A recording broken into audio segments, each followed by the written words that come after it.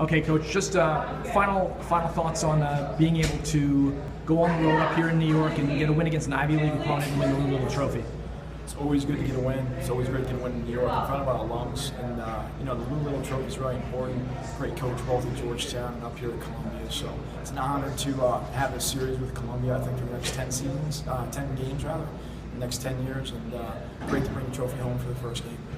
And after Columbia took a 10-3 lead in the second quarter, you guys were able to drive down the field, score, and then get a special teams turnover and score again with 23 seconds left on the clock. Just talk about that momentum shift at the end of the second.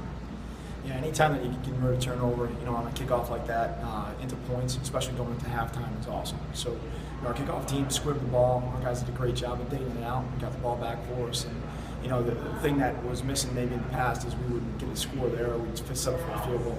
Coach Rob did a great job, made a good call, and the kids executed, so we go up huge momentum shift going into the half.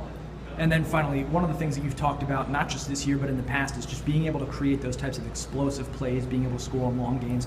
80-yard touchdown pass to Justin Hill, that's the longest play from scrimmage for Georgetown in a few years.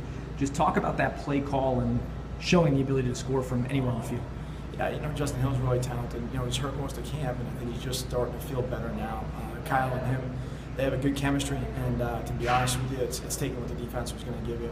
We run that roll over to Jake DeSico a couple times, and the corner cheated up, and Justin was able to get by. So told Kyle that was the hardest throw he had all day because it was wide open. So did a great job, did what he was trained to do, and completed it for the score.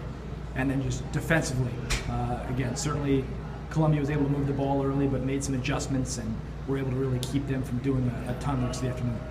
Yeah, I give our guys a lot of credit for being relentless. They gave up the one drive, and Coach Farragelli called it an unbelievable game. I thought that they were very, very well coached and had a good plan for us. But if you watch towards the third quarter, the fourth quarter, they wound up getting a couple holding penalties, and that was the direct result of our kids continuing to come off the edge hard and continuing to come after their quarterback. So, I think that's something that our defense has been based on, being relentless over the years, and today they definitely came up big for us in the second half.